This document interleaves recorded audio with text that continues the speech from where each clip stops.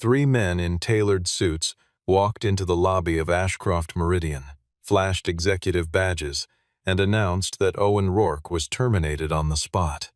When the single father refused to hand over the leather case holding his audit files, they locked the doors, ripped the phone from his hand, and forced him to his knees in front of every employee in the building.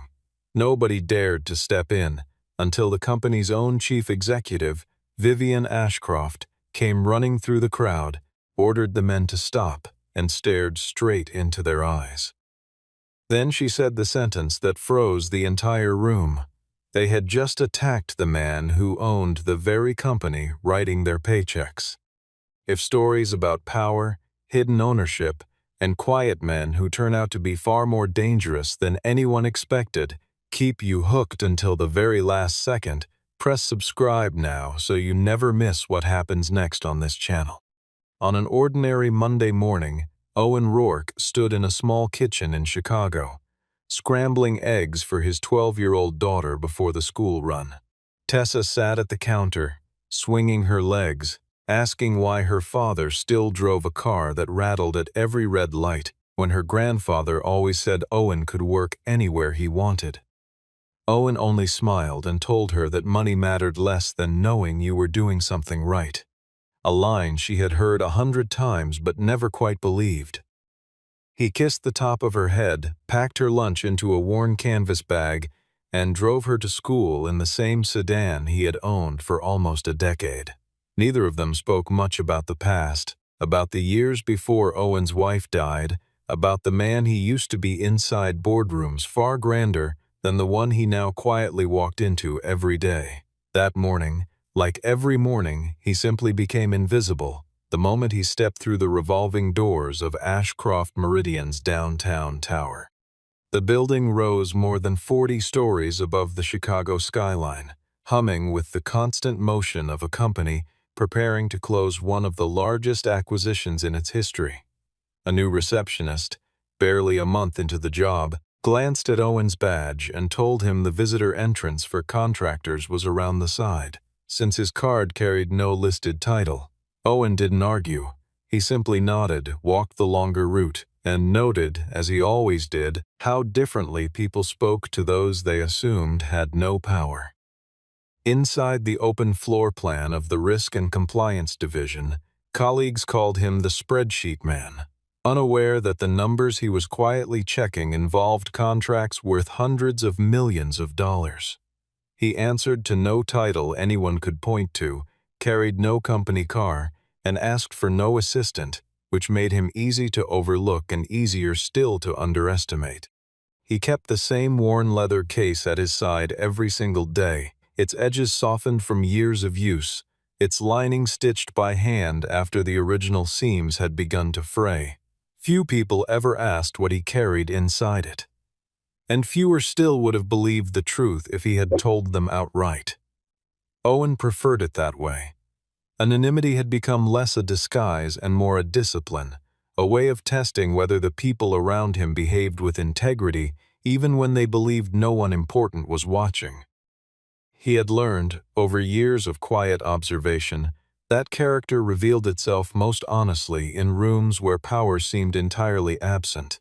That morning, as always, he took his usual seat near the window, opened his laptop, and began the unglamorous work of reconciling numbers that most executives never bothered to read past the summary page. Ashcroft Meridian was racing toward the final stage of a deal to acquire a leading aviation navigation firm, a transaction valued at $4.6 billion. Vivian Ashcroft, the company's chief executive, was under enormous pressure from the board and from a syndicate of banks to close before the end of the week. She had spent years clawing her way to the position she now held, surviving a bruising internal struggle within her own family's company before finally earning the trust of a board that once doubted whether she could lead at all. Conrad Bellamy, the company's chief operating officer, pushed her constantly to skip several vendor verification steps in order to protect the timeline. That morning, Owen sent Vivienne a short internal notice flagging irregular payments tied to one of the firm's security contractors, a company called Vailcrest Corporate Risk. Vivienne never had the chance to respond since she was already on her way to meet with the banking syndicate and a handful of nervous investors.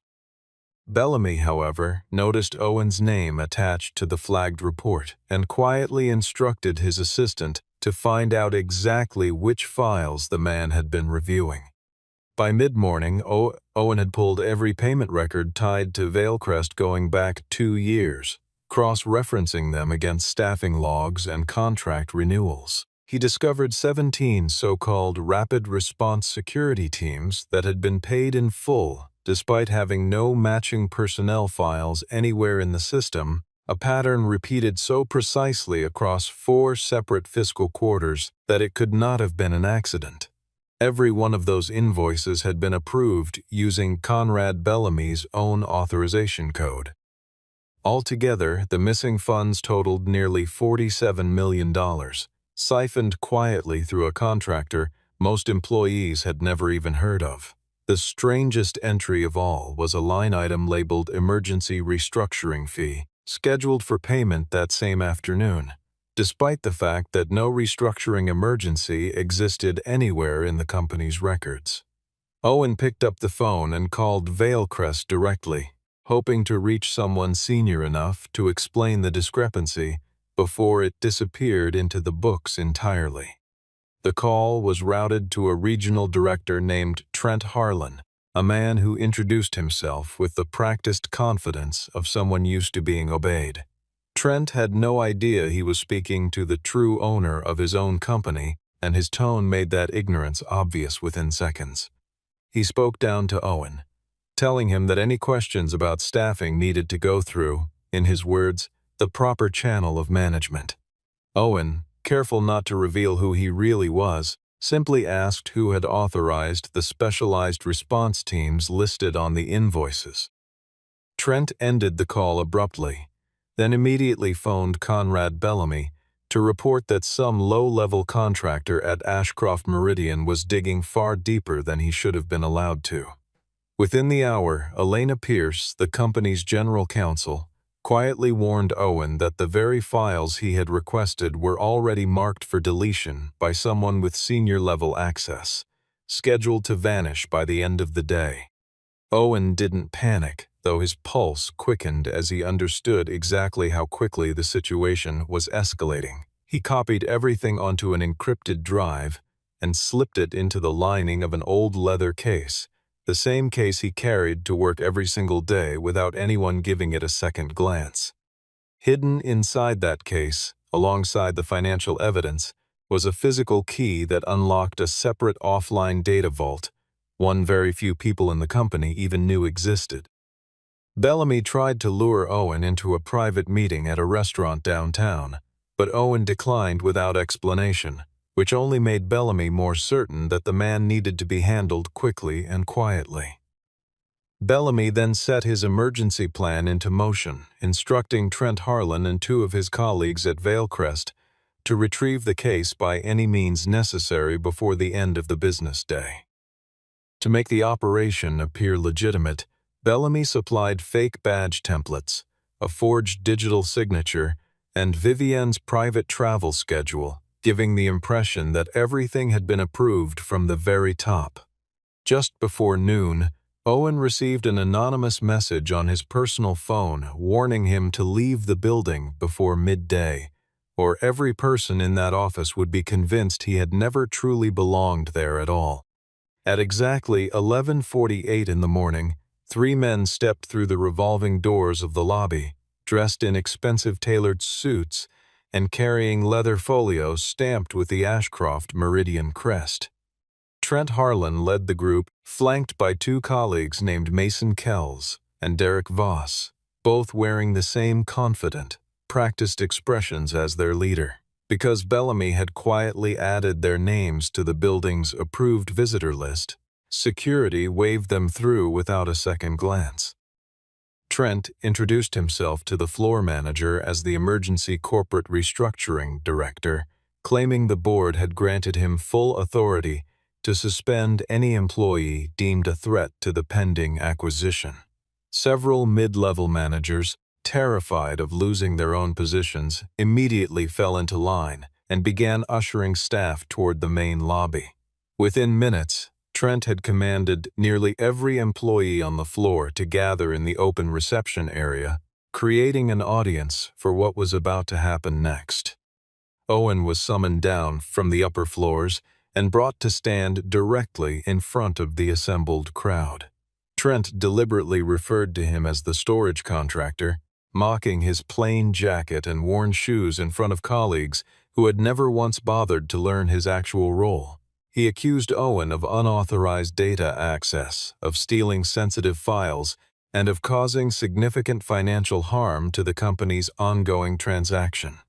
Owen calmly asked to see the board resolution that supposedly granted Trent this authority. Trent produced a document bearing an electronic signature that appeared, at first glance, to belong to Vivian Ashcroft herself. It took Owen only a few seconds to recognize that the signature had been lifted directly from an old, unrelated contract filed months earlier. He asked for the resolution's registration number and the name of the certifying attorney, questions Trent had clearly never anticipated having to answer. Rather than respond, Trent shifted immediately into threats, warning Owen that if he handed over the leather case without further resistance, the company would decide not to pursue formal charges against him. From his office on the executive floor, Bellamy watched the entire confrontation unfold through the security cameras, fully convinced that Owen had finally been cornered exactly as planned. He leaned back in his chair with the satisfied posture of a man who believed the hardest part of his plan was already behind him. Several employees who had once dismissed Owen as unimportant now began whispering among themselves, wondering aloud whether he might actually be some kind of criminal. A few even recalled small interactions from months earlier, reshaping ordinary memories into something that suddenly felt suspicious, simply because a confident voice in an expensive suit had told them it should. Owen offered no defense and made no attempt to argue his innocence. Instead, he simply set the case down near his feet, though he never once released his grip on the strap. Beneath the sleeve of his jacket, his fingers found a small button hidden along the edge of his watch, quietly triggering an alert reserved exclusively for the true owner of Vailcrest Corporate Risk.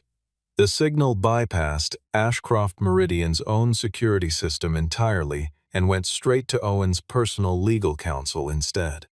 Sensing the situation slipping slightly out of his control, Trent ordered the lobby doors locked and instructed someone nearby to cut the feed from the public-facing cameras. He turned back toward Owen and announced, with a cold and deliberate calm, that there was no longer any need to pretend this gathering was an ordinary meeting. Trent nodded toward Mason, who stepped forward and reached for the leather case, still resting near Owen's feet. Owen warned them plainly that opening the case without the correct access code would automatically transmit its entire contents to an independent auditing firm. Trent dismissed the warning as an obvious bluff meant to buy time. When Mason yanked at the case, Owen refused to let go of the strap, holding firm even as the tension between them grew. Derek shoved Owen sideways into the edge of the reception desk, knocking him briefly off balance in front of the watching crowd. Trent seized the moment, wrenching Owen's arm behind his back and ordering him down onto his knees. There was no prolonged violence, only forceful restraint, a shove, and a clear threat meant to intimidate rather than injure.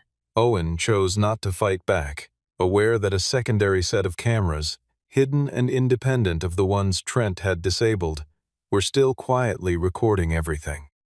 He kept his eyes moving through the crowd, studying which managers stood frozen in silence, and which ones seemed almost relieved that someone else had finally been humbled, filing away each reaction the way he once filed away numbers on a balance sheet, quietly and without judgment, simply as information worth remembering later.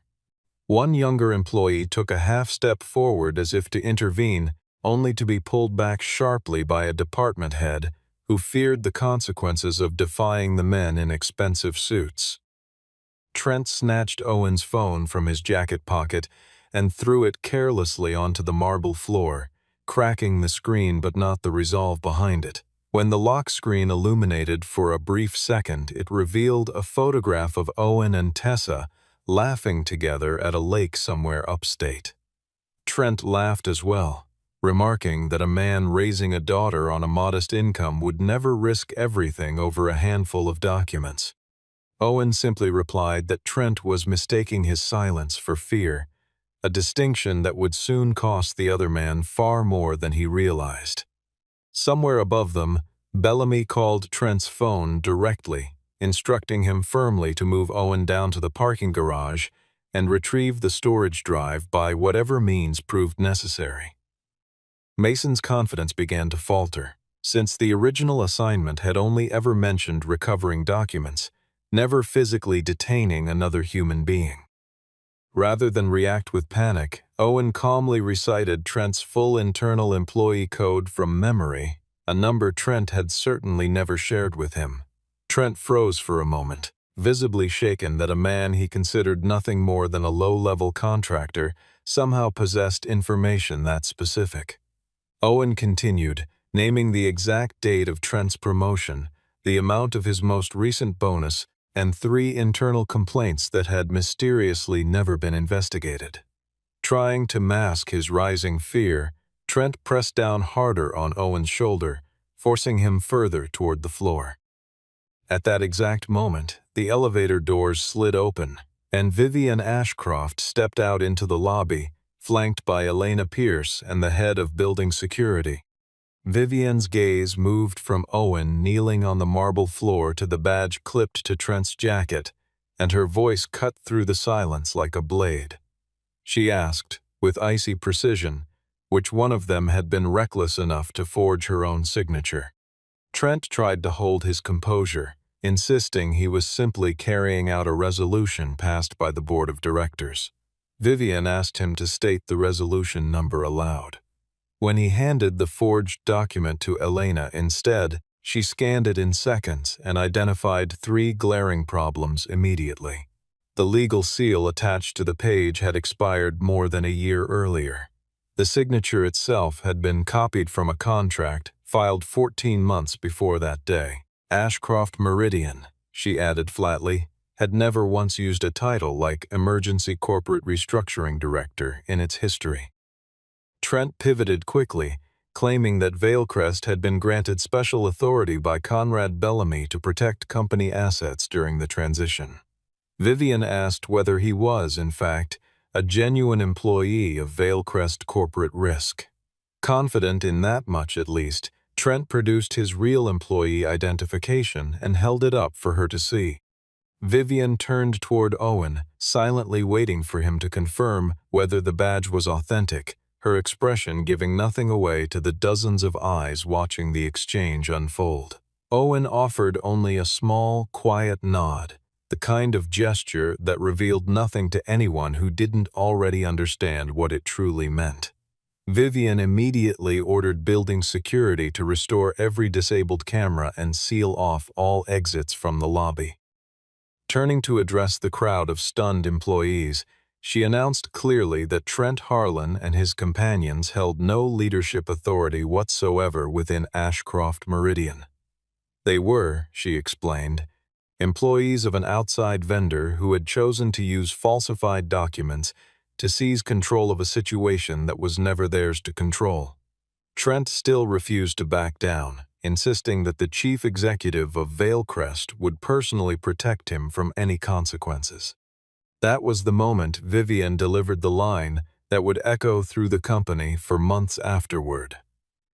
Vailcrest Corporate Risk, she explained, had not answered to its old leadership for nearly 2 years. The entire company had been quietly purchased in full, and its sole owner was standing in that very lobby. Looking directly at Trent, she stated plainly that he had just assaulted Owen Rourke, the man who owned 100% of Vailcrest Corporate Risk. Silence swallowed the entire lobby. The very managers who had mocked Owen only minutes earlier now stared at the floor, unable to meet his eyes. Mason immediately released his grip on the leather case and stepped backward, while Derek insisted this had to be some kind of elaborate trick designed to intimidate them. Elena calmly pulled up a certified ownership record, confirming that Rourke Stewardship Holdings held the entirety of Vailcrest's shares. Owen instructed all three men to surrender their badges, their company-issued phones, and any remaining access to internal systems immediately. Trent still refused, clinging to the belief that Bellamy would somehow shield him from what was coming. Exercising his authority as sole owner, Owen suspended the entire regional leadership team of Vailcrest on the spot, effective immediately. Every device the three men carried lost system access within seconds, each screen displaying the same simple message that their accounts had been revoked by order of the owner. Despite the humiliation unfolding in front of dozens of witnesses, Owen took no visible satisfaction in the moment.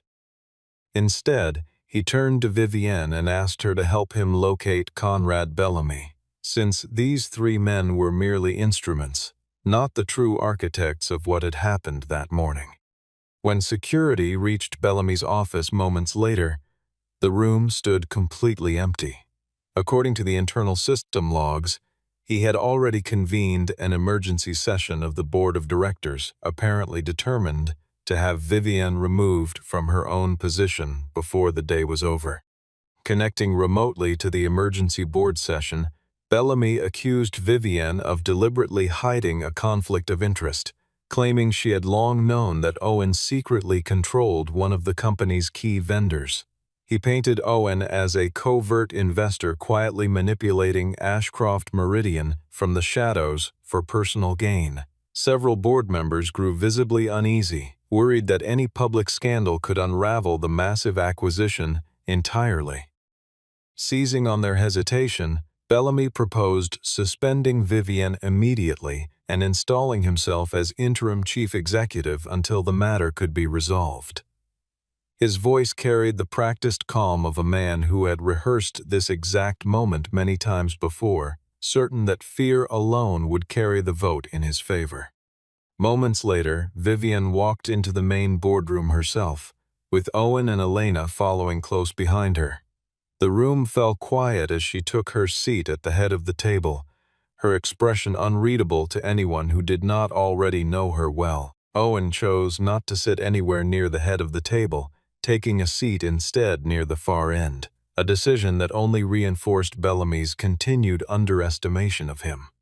Several board members exchanged uneasy glances, clearly uncertain which version of the morning's events they were meant to believe. The tension in the room felt almost physical, thick enough that even the quiet hum of the ventilation system seemed too loud. Bellamy told the assembled board that the earlier confrontation in the lobby had simply been a misunderstanding tied to a routine asset recovery process. He brought Trent Harlan into the meeting as a supposed witness to support his version of events. Trent testified that Owen had resisted and initiated the physical altercation himself. In response, Owen calmly requested that the room review footage from the building's secondary, independent camera system. The recording showed clearly that Owen had never once struck back or resisted with force. Far more damaging, however, was the accompanying audio, which captured Bellamy's own voice ordering his men to take Owen down to the parking garage and secure the drive by any means necessary. Bellamy attempted to argue that the recording could easily have been fabricated or manipulated. Elena countered by producing the original call logs pulled directly from company-issued devices, complete with internal authentication codes that could not be forged. Cornered, Bellamy shifted tactics and began threatening the board directly, with the consequences of exposure.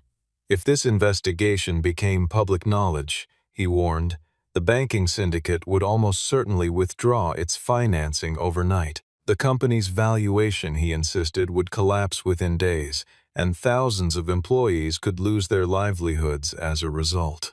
Owen pointed out, calmly and without hesitation, that this very fear was precisely why Bellamy had chosen this specific moment, just before the deal's closing, to act. He wanted the board so terrified of scandal that they would quietly bury the truth rather than confront it.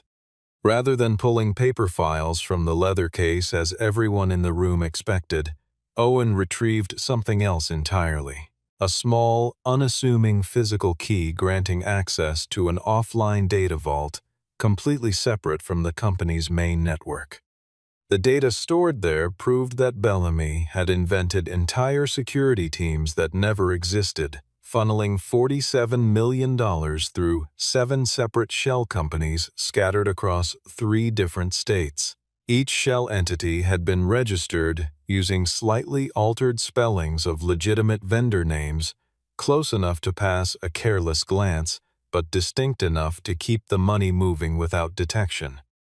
One of those shell entities carried a name directly tied to Grant Bellamy, Conrad's own younger brother, a man who had never once appeared on any Ashcroft Meridian payroll or organizational chart.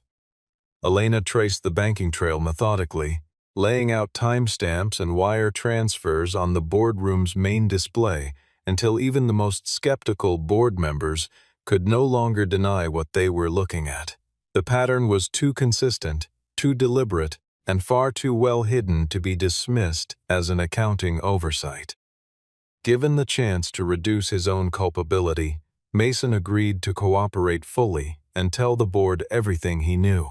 He revealed that Trent had been quietly preparing a staged security incident inside one of the company's manufacturing facilities, timed to occur shortly after the acquisition closed. The plan, Mason explained, was to make the newly acquired technology division appear unsafe and unstable, driving down its perceived value so it could later be sold off cheaply. Vivienne realized in that moment that Bellamy's ambitions reached far beyond simple theft. He intended to sabotage one of the company's most valuable strategic assets. Just as the board prepared to call a formal vote, every screen in the room went dark without warning. Bellamy had triggered a high-level administrative override in a desperate attempt to erase the company's central data records before anyone could act. Staring at the darkened screens around the boardroom, Owen told the stunned executives that Bellamy had just made his final and most costly mistake, because the very system he was trying to erase had never actually belonged to Ashcroft Meridian in the first place. Owen explained, in clear and measured terms, exactly how the emergency backup infrastructure had been designed under the original Vailcrest contract. Administrative control of that system, he reminded them, ultimately rested with the vendor providing it, which meant it rested with Owen himself. Bellamy's override could only reach the version of the data displayed inside Ashcroft Meridian's own network. It could never touch the original archive stored offline. Reaching into the leather case one final time, Owen used the physical key to restore full access across every screen in the boardroom. The displays flickered back to life, revealing a detailed, real-time log of every action Bellamy had taken over the previous several minutes. His frantic attempt to delete the evidence had, ironically, become the clearest proof yet that he understood exactly how guilty he truly was. Owen immediately ordered a full independent audit of Vailcrest's operations from top to bottom. More than 30 accounts connected to Trent's regional office were frozen within the hour. Owen replaced the entire temporary leadership structure with an outside team of independent auditors, cutting off any remaining influence Bellamy might still hold. Trent, realizing the full extent of what he stood to lose, understood that every hidden bonus and disguised payment tied to his name had already been uncovered. In a final attempt to soften his own situation, he offered to hand over private messages exchanged between himself and Bellamy. Derek continued to refuse cooperation, but Mason willingly surrendered his personal device to investigators without hesitation. The messages revealed that Bellamy had promised Trent a share of Ashcroft Meridian stock once Vivian had been successfully removed from power. Standing before the board, Vivian admitted openly that she had been so consumed by the pressure of closing the acquisition that she had overlooked warning signs she should have caught much earlier. She refused to shift the blame onto anyone beneath her, choosing instead to take full responsibility for the oversight herself. That honesty shifted the mood in the room, and several board members who had wavered earlier began quietly siding with her once again. Bellamy made one last attempt to convince them that Owen's true intention was a hostile takeover of the entire company. Owen responded plainly that he had no interest whatsoever in acquiring Ashcroft Meridian or claiming the chief executive's chair for himself. His only goal, he explained, had been to prevent a company he happened to own from being twisted into a weapon used against innocent people. He proposed delaying the acquisition by 72 hours, giving the board time to thoroughly re-examine every piece of data connected to the deal. Such a delay could easily cost the company millions of dollars, he acknowledged, but moving forward under a cloud of concealment risked losing everything the company had ever built. Vivian agreed without hesitation, fully aware that the decision placed her own position at further risk. When the board finally called the vote, the result was close, but ultimately favored her leadership. Bellamy's access was revoked on the spot, and he was formally instructed to appear before the company's independent legal investigators without delay. As security escorted him from the room, Bellamy leaned toward Owen and murmured quietly that the $47 million was merely the surface of something much larger, and that someone inside Vivian's own office had been quietly helping him for years. Although Vivian didn't fully trust anything Bellamy said at that point, she agreed it was worth reviewing everyone with close access to her office. Digging through the access logs, Owen discovered that Vivian's personal schedule, her signature template, and the special visitor codes used that morning had all originated from a single account belonging to her executive chief of staff. That position was held by a man named Nathaniel Crow, a longtime advisor deeply connected to the Ashcroft family for more than 2 decades. Crow had played a significant role in helping Vivian secure her position as chief executive, and she had trusted him completely ever since. When confronted directly, Crow insisted his account must have been compromised by someone else entirely. Rather than accuse him outright, Owen asked Elena to quietly pull the building's entry and exit records for verification. The data revealed that Crow had met privately with Conrad Bellamy at an exclusive private club on 6 separate evenings over recent months.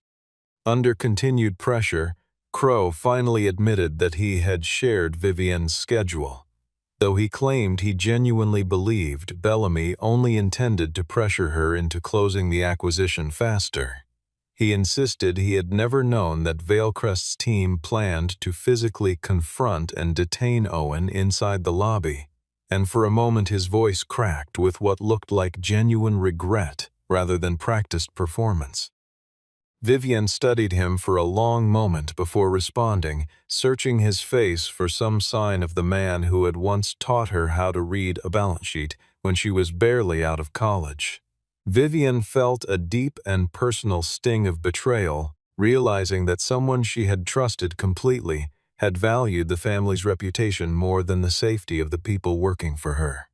She reminded him quietly that trust, once spent carelessly, rarely returned to its original value, no matter how long the two of them had known each other. Crow pleaded with her to keep the matter quiet, arguing that protecting the Ashcroft name mattered more than any public accounting of what had happened. Vivian refused outright. She told him plainly that a powerful name meant absolutely nothing if it depended on the forced silence of people with far less power than her own. Watching the exchange unfold, Owen realized that Vivienne was fundamentally different from the wealthy heirs and executives he had encountered throughout his earlier career. Together, they agreed to disclose the full findings of the investigation to the board, to the banking syndicate, and openly to every employee within the company. Crow was suspended immediately. His phone and laptop surrendered directly to the legal team for further review. Trent formally signed a cooperation agreement, providing complete documentation of every unauthorized assignment he had carried out under Bellamy's direction. Mason admitted candidly that he had known from the start that the badges were fraudulent, but had trusted Bellamy's assurance that everything would be legitimized after the fact. Owen made a point of reminding everyone present, in a calm and even tone, that the true failure that day wasn't limited to 3 men wearing forged credentials. It extended to the hundreds of employees who had witnessed something clearly wrong unfolding and said nothing, simply because a confident voice and an official-sounding title had told them to stay silent. In response, Vivienne committed to overhauling the company's entire security protocol and its internal reporting structure from the ground up. The following morning, Vivienne walked out onto a small stage set up before the entire assembled staff, and rather than defending her own position, she invited Owen to stand beside her at the very center of the room. Vivienne addressed the full company directly, confirming publicly that the 3 men who had claimed authority the previous day held no actual power within Ashcroft Meridian whatsoever. She withheld only the specific details that might compromise the ongoing legal investigation, but openly acknowledged that the company's internal safeguards had failed everyone that day. Employees who had stayed silent out of fear were reassured that honest reporting would never again be met with punishment or retaliation. Several mid-level managers who had physically restrained others from stepping in were asked to undergo a formal review of their leadership conduct. The young employee who had once tried to intervene, only to be pulled back by a nervous supervisor, was publicly recognized for showing courage even without any real authority behind him. Owen stepped forward and offered only a short, direct statement to the room. Badges, he reminded them, could be forged. Titles could easily be stolen or misused by the wrong person. Real power, he said, always carried responsibility alongside it, and it could always withstand honest scrutiny. He made a deliberate choice not to frame his ownership as some kind of personal triumph or victory lap, choosing instead to thank the young employee who had tried to step in and the handful of others who had quietly reported strange irregularities in the weeks before the confrontation ever happened. He reminded the room that courage rarely looked dramatic in the moment it was needed most. More often, it looked like a single person willing to ask an uncomfortable question when everyone else in the room had already decided to stay quiet. In the days that followed, Vailcrest Corporate Risk underwent a complete structural overhaul from top to bottom. Every contract lacking full transparency was formally canceled and replaced under stricter oversight, with new verification requirements demanding at least 2 independent signatures before any large payment could be released. An independent ethics board was established specifically to monitor the company moving forward, staffed by outside professionals with no personal ties to Owen, to Vivienne, or to anyone previously connected with Bellamy's regime. Employees who had once feared retaliation for raising concerns were given a confidential channel to report suspicious activity directly, bypassing regional management altogether. 3 days later than originally planned, Ashcroft Meridian finally closed its acquisition, though under significantly stronger and safer contractual terms than before. Conrad Bellamy, Trent Harlan, and everyone else connected to the scheme now faced a lengthy road of formal investigation and legal consequences. Mason's willingness to cooperate earned him some consideration for reduced liability, though he still lost his position and faced serious professional fallout of his own. Grateful for everything Owen had done, Vivian offered him the position of chief executive at Vailcrest itself. Owen turned the offer down, unwilling to return to the kind of demanding, all-consuming career that had once cost him precious time with his daughter. He explained, quietly, and without any trace of regret, that he had once lived for boardrooms exactly like the one they were standing in, and that the version of himself who thrived there had also been the version who missed dinners, missed school recitals, and missed the quiet ordinary evenings that never came back once they were gone. Instead, he accepted a role as independent oversight chairman, one that allowed him to work on a far more flexible schedule of his own choosing. Rather than treating fatherhood as some kind of professional weakness, Vivian respected his decision completely and without hesitation, telling him plainly that a man who protected his daughter's evenings as fiercely as he protected a company's integrity was exactly the kind of steward Vailcrest needed watching over it. Afterward, Vivian turned to Owen and asked him something she had been wondering since the moment the truth came out. Why would a man who owned an entire company allow himself to be treated as an ordinary employee for so long?